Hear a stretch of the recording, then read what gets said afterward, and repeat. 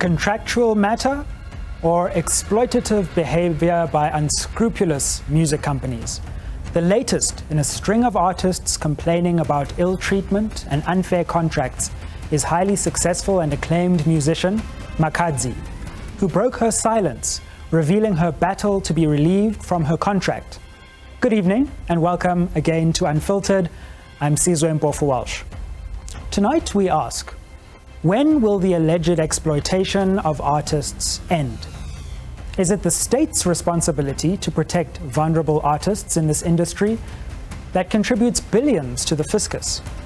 In the same way that it regulates transformation and various other industries, should it make more of an effort to regulate the creative industry? Joining me to analyze this ongoing question are musician Makhadzi, also known as Makhadzi, Gabby LaRue, the president of Artists Union DUMSA, and copyright lawyer Stephen Hollis. We also reached out to Makhadzi's Open Mic, that's the recording company with which she's in dispute, but they declined based on contract confidentiality.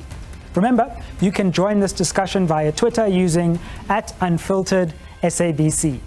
Before we continue this debate though, let's get some context with this insert produced by Nono Manongoma.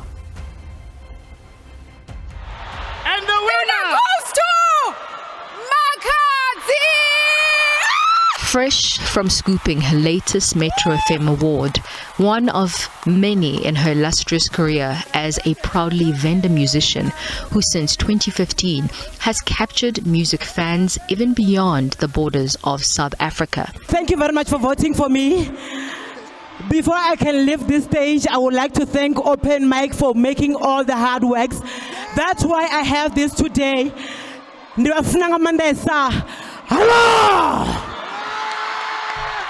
Instead of celebrating her achievements, Makhadzi is embroiled in a vicious contractual dispute with Open Mic Productions, her record label from which she says she no longer belongs as her contract has ended. Open Mic declined to speak to us, but according to reports, the company insists that her contract has an automatic renewal clause which binds her for another year. What is the contract? Okay, what is the contract that you said you're gonna send it to me? The contract, no, when you signed the contract, I was not there. Okay, which contract did you want to send? You promised to send a contract. Which one? Which one is that one? A common problem in most countries, usually caused by money and awards. Where is the contract that you said you're gonna send? You said you're gonna send. Where is it? Please talk to Mulawi. I'm also asking the same thing that you promised me. Where is the contract that you said you're gonna send it to me? Makhadzi is the latest in a string of artists raising the alarm about the unfavorable contractual conditions which always see artists stuck in arrangements that they would otherwise not be in.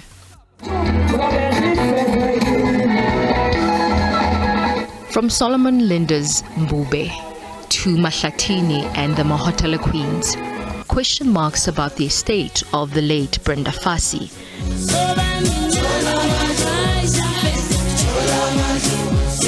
and others who continue to join the industry. The story is the same.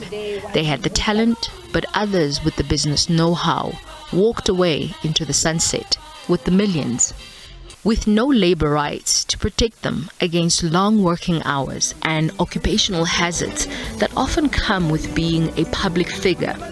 Artists often engage in contractual agreements with moneyed companies with little or no negotiation skills, where the power dynamics are always skewed. The vulnerable artists have often blamed the state for failing to protect their rights. It also doesn't help that in trying to make a different point, a government minister gave an impression that artists are not taken as seriously as they should. We must ensure that we have greater skills development on the continent in critical skills areas. I don't think, we want more arts trainers, or sorry to the arts people. But I think science is very important, technology, engineering.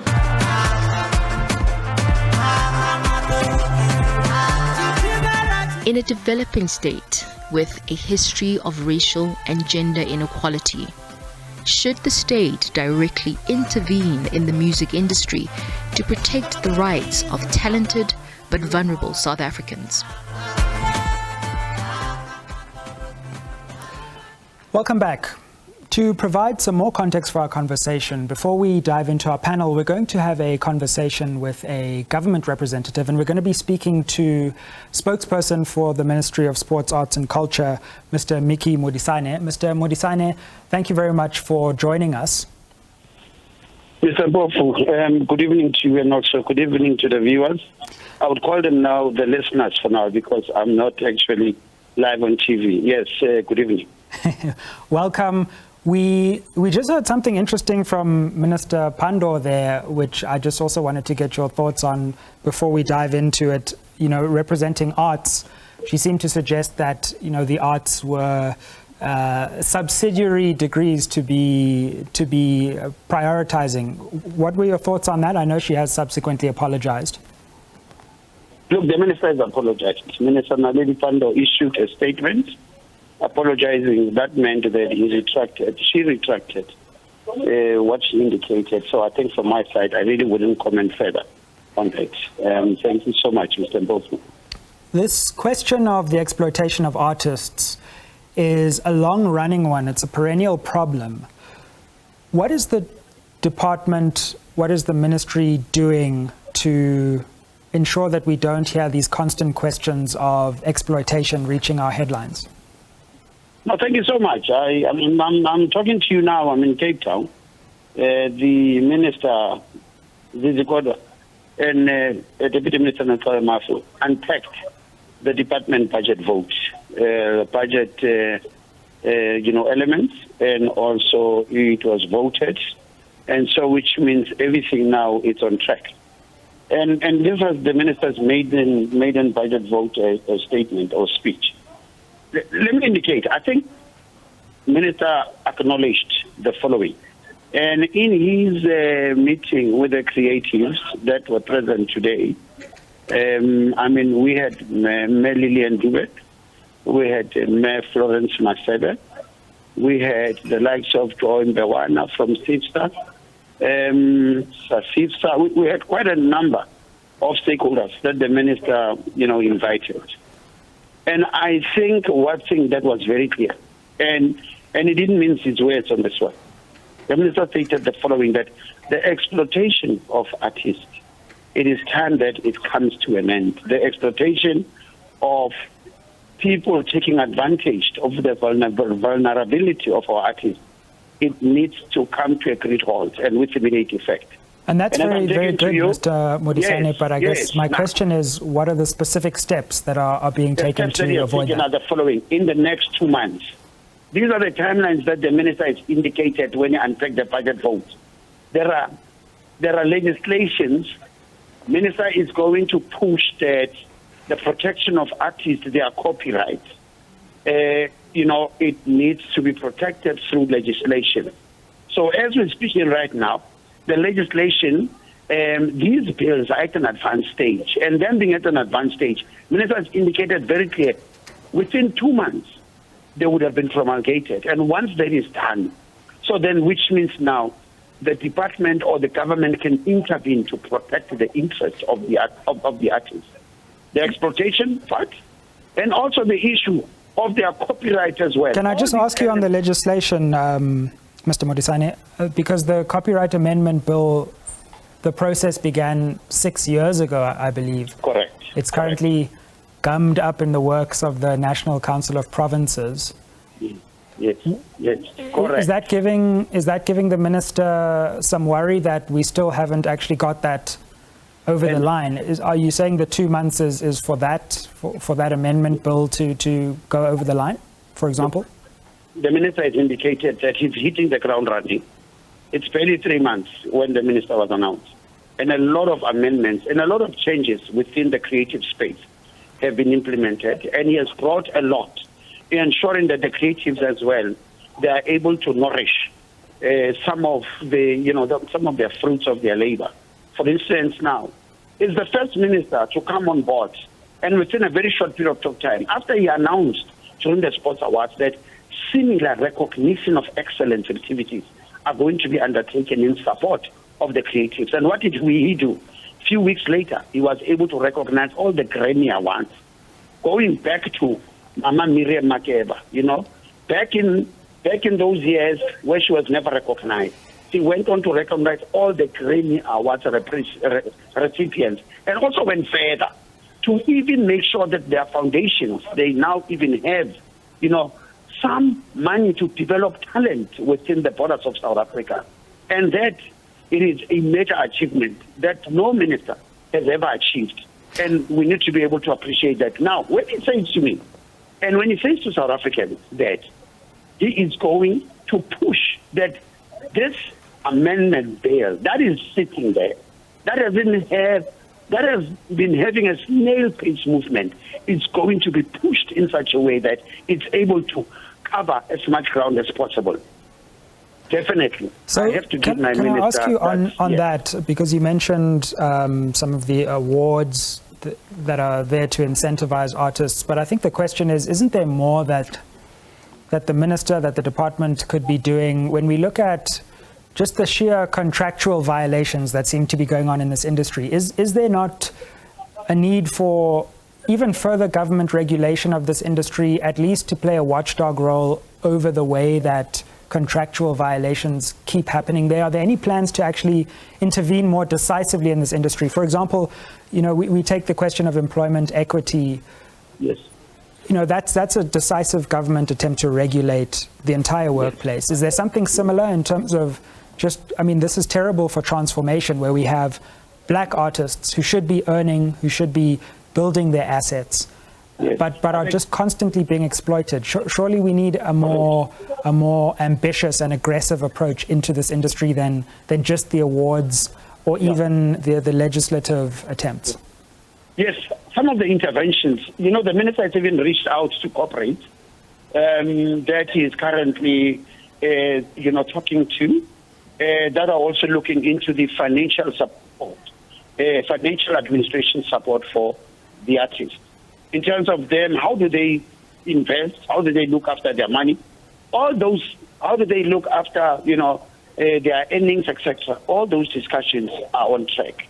And hence I'm saying that today the minister has, since he has met some of the stakeholders, includes, the entire creative sector, various federations within the creatives, within the sporting federations, and then he also went on to also meet with corporates, the private sector, and specifically some of the banking institutions, specifically to give that skill to our vulnerable athletes, and they're looking into it. And it, Mr. Mpofu, at no specific time, there's going to be processes and systems in place to protect our artists, to make sure that the exploitation of our artists come to an end. Can I ask you just finally, because we're running out of time in this segment, yes, what about the actual companies themselves? Because you've spoken about the side of the artists. Yes. Is government going to get tougher on the companies? Is it going to try and find a way of figuring out, or at least investigating, how widespread this question is? Because it's one thing to support the artists financially. Yes. It's another to actually solve the contractual problems at the company level.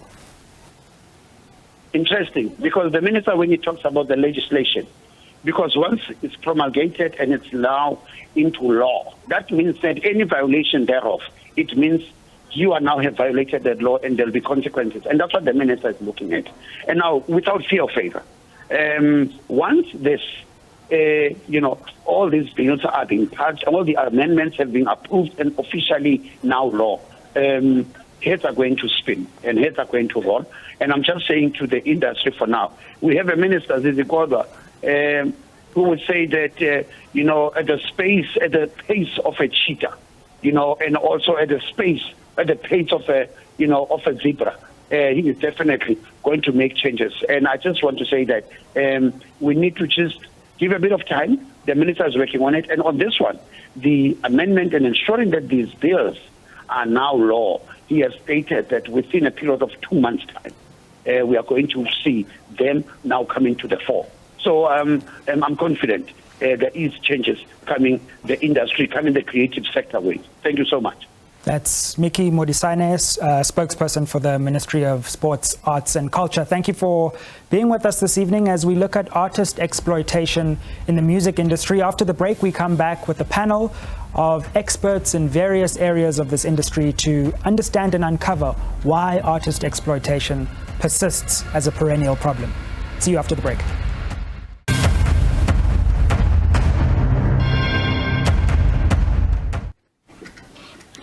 Welcome back to Unfiltered. We're discussing artist exploitation after the bombshell dropped by superstar artist Makhadzi around her recording contract and allegations of exploitation. We're joined in this segment by two experts in the industry. Gabby Leroux, who's a veteran producer, artist, also a representative of artists in Tumsa, the union representing various artists, as well as Stephen Hollis, who is an expert lawyer in this area. Thank you very much for joining us. Could I start with you, Mr. Hollis, because we heard that it wasn't exactly specified which amendments, but at least I mentioned the Copyright Amendment Bill will be through within 2 months, according to the new minister. Is that something that you think is feasible and realistic? Well, Sise, thank you for inviting me to participate today. And I must say that the comments made there that these bills are going to be pushed through are hugely alarming because the Copyright Amendment Bill and the Performance Protection Amendment Bill, as they are presently tabled, pose probably the greatest threat to South Africa's creative industries that it has ever encountered. And the reason I'm saying that in a nutshell is the Copyright Amendment Bill seeks to expropriate intellectual property rights. So instead of actually improving the lot of our vulnerable creatives, our musicians, our authors, our composers, our producers of content, what it does is it takes a lot of rights away, and it makes it easier for people who want to use their works without the need to get permission or to pay them for it. It makes them easier to do so. How does it do that? So what it does is it introduces a new system called fair use. And it's a fair use approach that says if somebody feels that they are entitled to use your work without your permission or pay, there's now a legal defense that they can rely on to say, I think my use of your work was fair under these circumstances. And instead of the current system where it's very clear that somebody, when they infringe your works, and you can actually action that in terms of law, you now first have to go as a creative and take this person to court and first have the court determine whether the use was fair or not, and which of our artists actually have the money to pursue these matters through the courts. The bills have encountered massive opposition. The Copyright Amendment Bill much more. The Performance Bill has less fundamental problems. But the Copyright Amendment Bill certainly has provisions that give the minister very broad powers to intervene into private contractual dealings and to prescribe compulsory contract terms and standard contract terms on any copyright contract. Now, while that might sound like a good idea, especially in the context of our discussion tonight about what can government do to intervene to deal with unfair practices in the music industry, the danger is that when you try to legislate for specific situations by introducing very standardized and rigid frameworks within which you can contract, you can actually cause a lot of unintended harm to the broader industry. And if there's not a free market in which parties can decide these are the terms on which we want to enter into a deal, a lot of these deals and opportunities could move to other countries, for instance. Mr. Leroux, what's your view on the speed with which these amendments are supposedly being pushed through, according to the minister's spokesperson, but also this question of freedom of contract and the extent to which there should be intervention versus freedom? Yeah. Good evening, Sisben. Good evening to our viewers. Thank you for the opportunity. Tumsa's position is the following. Look, in the first round, if I could say, of the bill, before the president sent it back to Parliament to redeliberate, Tumsa was absolutely at the forefront. We marched to Parliament. A lot of the inserts that we see in the background were some of our members, and we were absolutely vehement that bill was completely light years away from being appropriate protection for people who create copyright. The second round, we have to acknowledge that, particularly as we speak, there's been provincial consultations, and notably, there's been a significant amount of pushback, even against our own expectations. During the early years, we definitely had the impression that the die was cast. There was, no matter what we did or say, the bills were going to be pushed through. And we were very thankful when the President had the insight to look at this bill and send it back. And I have to agree with my colleague over here that fair use, the way it is contained in Article 12, is it, of the new bill, is alarmingly dangerous, particularly with the likes of the digital platforms now having this opportunity to go even a step further in exploiting artists in the digital space. When we have hard copies, like in the old days, one sort of takes stock of what's in the warehouse. These days, to send a file, into the digital space, a producer or an artist can do it from their laptop in a hotel room. And who knows what happens from there.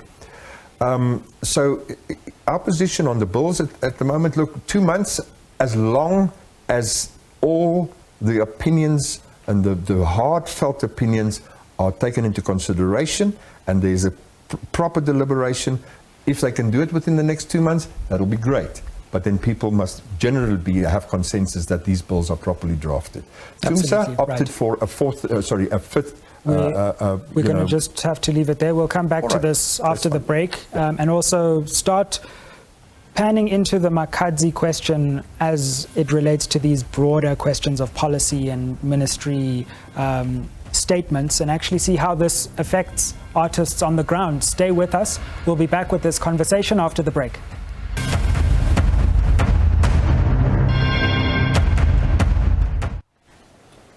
Welcome back to Unfiltered. We've been having a conversation about artist exploitation, and this was all sparked when superstar Makhadzi took to Twitter recently to speak about alleged misconduct contractually in terms of the way she felt she had been exploited by her record company. Now, we've been speaking to the Department of Arts and Culture, experts in the industry and industry representatives, but I'm very glad to say that we are joined by none other than Makhadzi. Makhadzi, thank you very much for joining us fresh from your Metro FM victory. Congratulations on that. Thank you. Thank you, Sabadi. We're very glad to have you. And could I please just ask how you felt just in terms of winning that award during all of this media spotlight on your contractual relationship? Honestly speaking, I was very much happy, even though I was not really expecting it, because by the time I was supposed to campaign, I was going through a lot, so I couldn't have enough time to campaign for my award.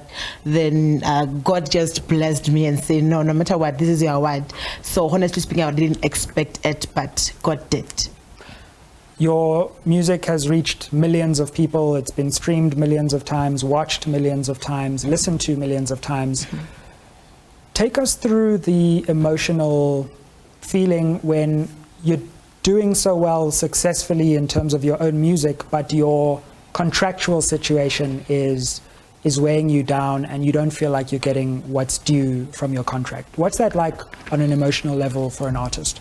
For me, it was not really easy, just because of I worked with my company for almost 3 years, acting like I'm fine in public, like making sure that everyone they don't see the deep side of everything, whatever happening.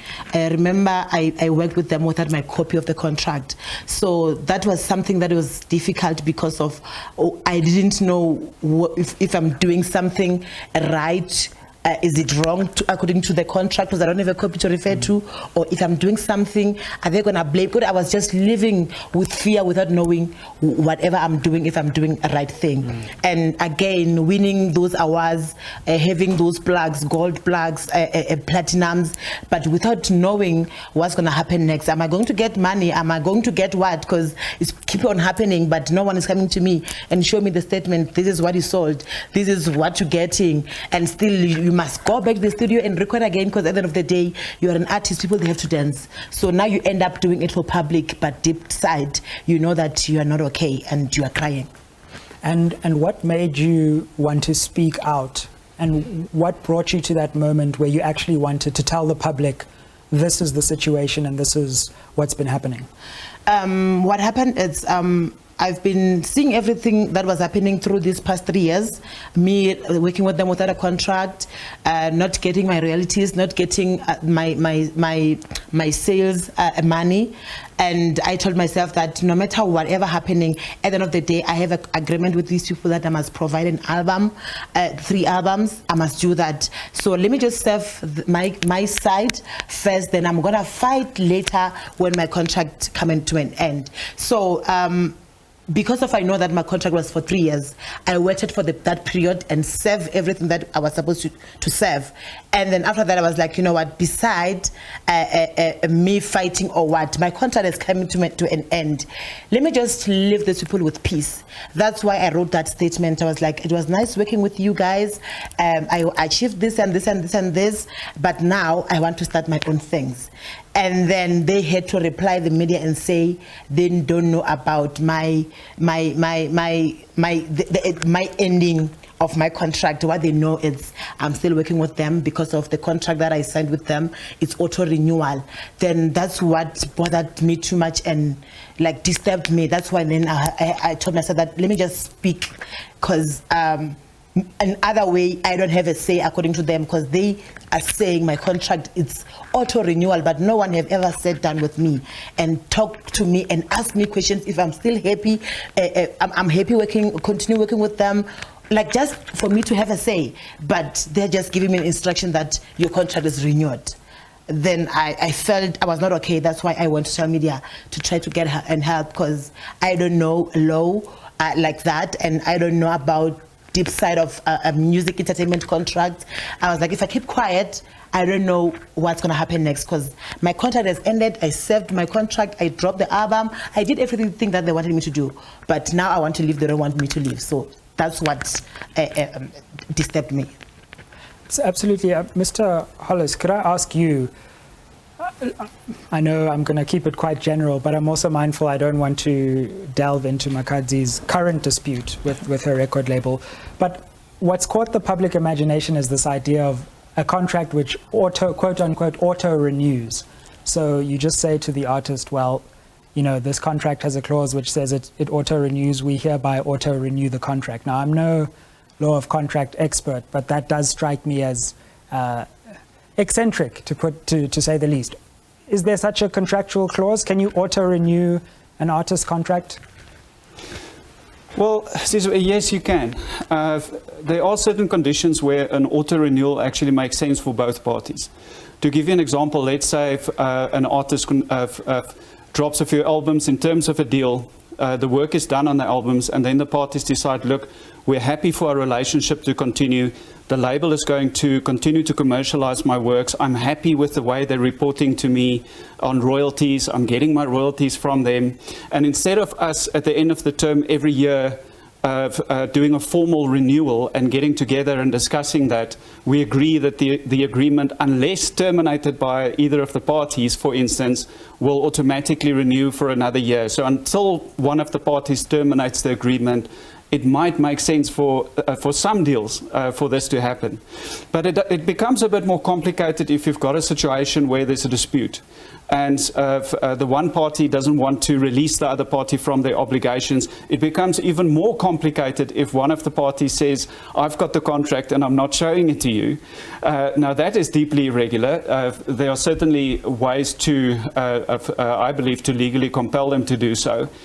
We've got things like the protection of the Promotion of Access to Information Act. If you're an individual dealing with a company and there's information that the company can't treat it as confidential vis-a-vis the artist that they signed the deal with, because that's another contracting party. And then also you've got, interestingly, the Consumer Protection Act might have a say. because the definition of, and the Consumer Protection Act looks at clauses like auto-renewal and says, if you, for instance, were in like a cell phone contract, so an individual with a service provider, they can't just automatically renew without notifying you, and you've got a way to opt out. So there's various angles to look at, and even at our common law, as they call it, there's a specific difference between contracts that are deemed to be agreed to be perpetual. Now that's where both parties decided we want this to be an indefinite agreement with no specific rights to terminate. But then both parties need to have that meeting of the minds. And if the artist on day one didn't actually sit down and say, yes, I agree to be tied into you for the rest of my life, that's a problem. So, so the irregularities actually, can quickly compound, but there are certain instances where an auto-renewal does make sense. Typically in recording deals, record companies also work with options to say, look, we're going to do 3 albums within the first, let's say, 3 years. If we find that there's traction on this, we reserve the right to exercise the first option before anyone else can to actually do another couple of albums with you. And there's good reason for that. Sure, but because record companies invest heavily in artist development. What I'm hearing from you is auto-renewal is possible, but you need the agreement or the consensus or the consent of the other party. There's no sort of unilateral auto-renewal option. It depends. What was the meeting of the minds of the parties when they sat down? And there's something to, music contracts can be very technical. Copyright, which is the most important asset that any creative, any musician, has, any person who writes original music or composes. And copyright quite often in music contracts is really where the gold is at. And musicians who retain their rights of copyright contractually and don't assign it to, let's say, a label or a publisher in perpetuity without the possibility of getting it back, they tend to be the more successful. Now, the thing is that the understanding the value of your intellectual property and your copyright is key. So a lot of artists, when a recording company approaches, they might be quite excited about the prospect of having a label, and then too keen to sign on the dotted line without understanding. There's a saying, it's a fancy Latin phrase saying caveat subscriptor, which means let the signer beware. If you're going to sign an agreement freely, you are deemed later to you're deemed to have fully understood all of the implications and the terms in this agreement. So you can't later say, I didn't understand this clause, or I didn't properly understand its implications. And that's why in the music industry, it's so important for a musician or a performing artist, when they're faced with a contract on the table, to get some legal advice on it, because sometimes it's better to head for the door than to reach for the pen.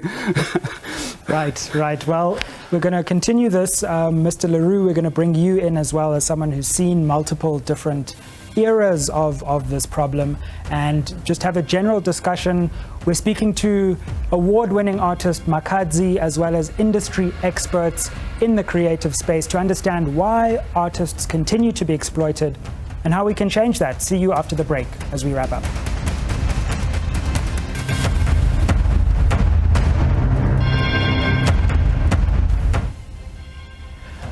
Welcome back to Unfiltered. We're discussing the exploitation of artists in our creative industries. We have award-winning artist Makhadzi here with us. Yes, it's true, she's here with us. And we're also speaking to industry experts from the legal and artist union representative perspective. Very glad to be joined by Stephen Hollis as well as Gabby Leroux. Mr. Leroux, before we left, we were talking about what it feels like as an artist to be in this position of exploitation, even when your career is soaring. And then we also heard some of the hard legal realities about entertainment law.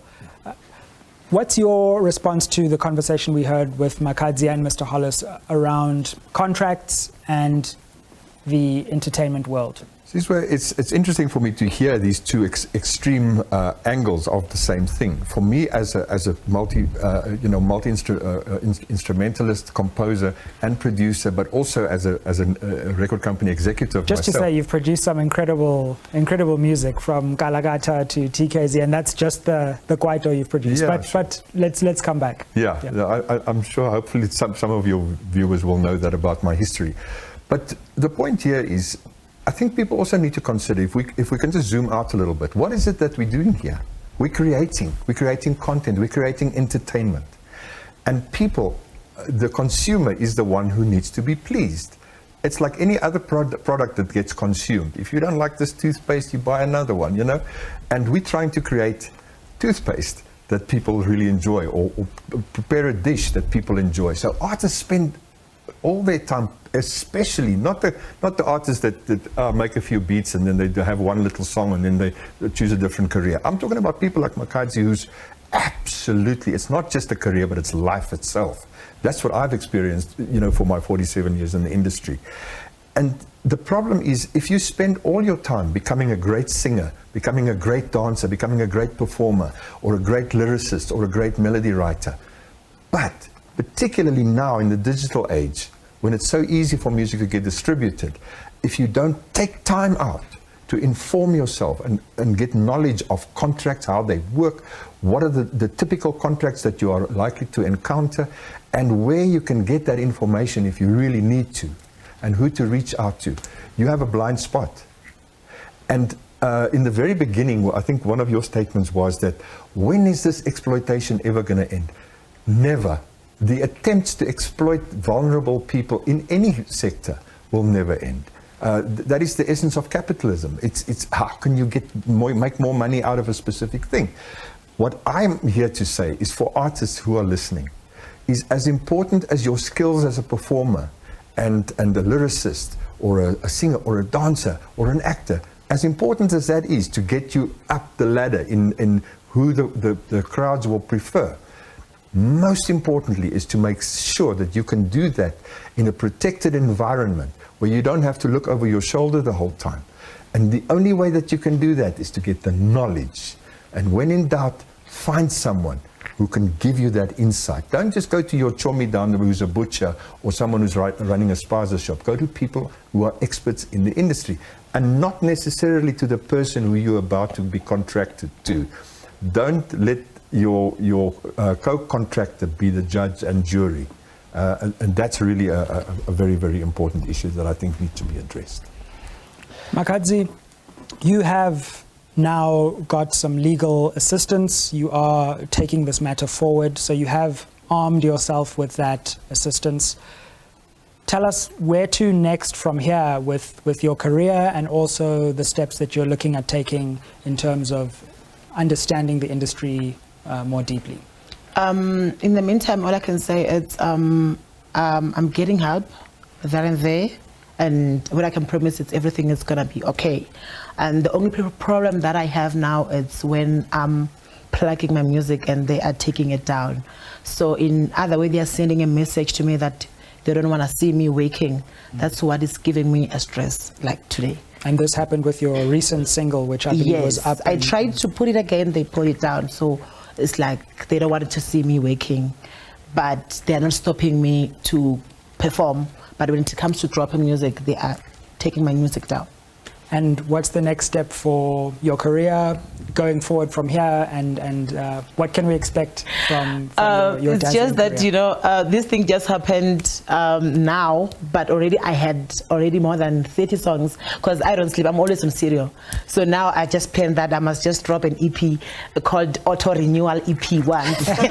So you're announcing that live. Can I feature on the Auto Renewal? You can come and be part of Auto Renewal EP. You're welcome, because my songs were ready already. I always record all the time when I'm free. Brilliant. So I have a lot of songs that I kept in my studio, but of course, because of this thing, I'm still waiting for legal advices, what to do, what not to do. But at the end of the day, people must dance, because that's my job. My job is to make people dance, no matter whatever happening. So all I can say is people, they're still going to dance. I have a lot of songs that I prepared to drop them. No, we're looking forward to Auto Renewal EP. Thank you. Mr. Hollis, what's the best way for an artist to then equip themselves with the legal knowledge and maybe even representation going forward? What would you advise artists to do as they embark on that exciting process of being discovered and people offering them deals? What can they do, and what kind of things do you see artists doing that they can avoid? Well, Sizwe, I really like what Gabby said. How important it is to educate yourself, and you don't have to go and see a lawyer to get educated. There's a lot of great information online. There's a lot of great information online with some of the collecting societies as well that represent so many thousands of artists in South Africa, SAMRO, SAMPRA, Capasso.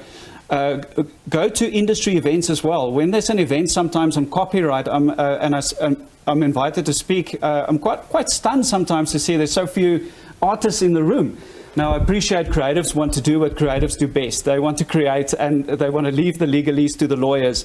But the problem with copyright is it's the most important asset. And when a lot of artists might not realize this, but you get rights to copyright without the need to go and register it anywhere. If you create an original song, you own the rights of copyright until you sign it away. You can only transfer it in writing like physical property. Record companies know this, publishing companies know this, third parties know this, but a lot of artists don't appreciate that.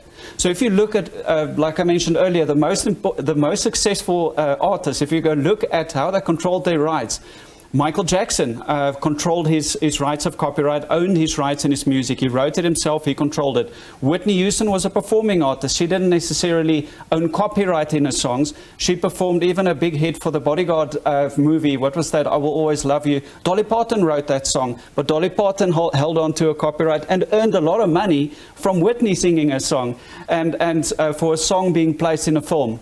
So it starts with, once you create your song, don't sign it away. There's a lot of different ways to structure recording deals nowadays, and record companies have changed their deals. Even the majors have changed their deals from in the 80s and 90s, where it was very much focused on the records that were being produced, and one can understand that. They spend a lot of money to create these records and to market, distribute, and so forth. But nowadays, there's more avenues to explore. So there's more actual flexibility for artists to engage fairer deals, and I've seen a rising tide of fairer deals with reputable companies. There will always be outliers that look for exploitative practices, like Gabby says. And the biggest thing that government can do is to empower our vulnerable creatives by making sure that when this copyright legislation is to be finally updated, that it puts them in a better position than before, especially vis-a-vis those who want to use their works online and otherwise. Absolutely. Without permission and pay. And currently it doesn't do that. Could I actually just take you up on that and ask Makhadzi, in terms of government's role, is there anything you think government could have done to help you in this process, or anything government should be doing to assist artists who are in a similar position to you? Okay, honestly speaking, in the meantime, I feel like it's not only me who's always like crying about this certain thing. It's been happening. When you check, if you can check with Zahara or MT, they've been complaining about the same thing, and then nothing happened. So when situations like this, even to speak up, you don't really feel free to speak up, because of you feel like there was someone who was going through the same thing, but nothing happened. So meaning what our government, sometimes I feel like maybe they ignore us as an artist, because for me to not speak up is because of I checked who once got helped by government and no one. That's why maybe I kept this thing. I was like, you know what, let me just wait for my contract to end and live with peace. The problem came when they tell me about the auto renewal. But for me, I didn't want to really go further with it, because whatever happened previously with other artists, they didn't give me that courage to speak. And it's interesting that when you did speak up publicly, that's when you started getting the help. So I suppose one thing that artists do have is their public voice. Yes. And maybe as a last resort, at the very least, they can use that public voice and not remain in these exploitative situations in silence. Yes. Yeah, I feel like for us to speak out, actually, we are not, sometimes it's not like you want people to help you or what? Because I feel like if you get to the point where you have to speak up, you're just doing it for your own health, because now you feel like I've been keeping this thing and now it's heavy. I'm crying every day. I don't know who to speak to. Let me just speak out to the public so my fans can know what I'm going through. So for tomorrow, if anything happened, they know what I was going through. Because sometimes to keep things for years, it destroys like too much, like especially emotionally. I was not okay. Imagine going to public, having a smile, performing, putting it all, because you enjoy performing, you love music, but when you go back home, you look at your wall, you find a lot of hours, you don't have even, never receive even any cent, then that thing, it gives me a problem. Especially when I step inside of my house and I see those plugs, like I cry because I've never received any cent. But out there, Makhadzi, with a lot of plugs, hours, but myself, I know the truth that I've never received any cent. So I feel like for me to speak up, I wanted to just relive something that was in me. And fortunately, I got help. Mr. Leroux, this is a long-standing story. And I suppose where the conversation is going, sparked by Mr. Hollis, is also what do you think the state can do? Is the state doing enough? Yes. Because ultimately... I'm chomping at the bit here to give you an answer to that. Well, right, because I know we're going to finish. Bite away. I can tell you that's exactly why we founded TUMSA, the Trade Union for Musicians of South Africa. What government can do, number one, is for the Department of Employment and Labour to recognize the rights of working artists as workers. In any other career, artists, workers are allowed to belong to a trade union. They have collective bargaining. They can act against an employer or someone who is responsible for exploiting a worker. There's a bargaining council. Absolutely. We have no such rights. And whilst they're amending the Labour Relations Act, they just don't seem to be getting around to understanding domestic workers, farm workers, taxi drivers, and most of all, musicians, actors, and creative people. We have absolutely no rights. And we saw how devastating that was when COVID kicked in overnight. So I want to encourage Makhadzi and other musicians out there. We're a trade union. We're affiliated with the biggest federation, COSATU. We have some muscle. We need musicians to stand together for, you know, one by one they can pick us off and exploit us. Together, if we stand shoulder to shoulder, we are unbreakable. And that's what I'm here to really bring to the attention of artists out there. For those things, when your rights are at stake and you've got nowhere to go, like Makhadzi, not knowing exactly what to do now, who to talk to, that's why we're there. We have 2,400 members, and we're trying to make them understand. That is what we do. It's on our website. We have 16 pillars, and the type of thing that Makhadzi has been through is exactly what we rub our hands to get involved in. That's it. Mr. Hollis, staying on this theme in terms of what the state could do to support artists, I mean, I would imagine that the first thing that comes to an artist's mind is legal representation or legal advice, money. Is there a role maybe for the state to provide financial assistance to artists so that they can access legal resources before they get into these contracts rather than after?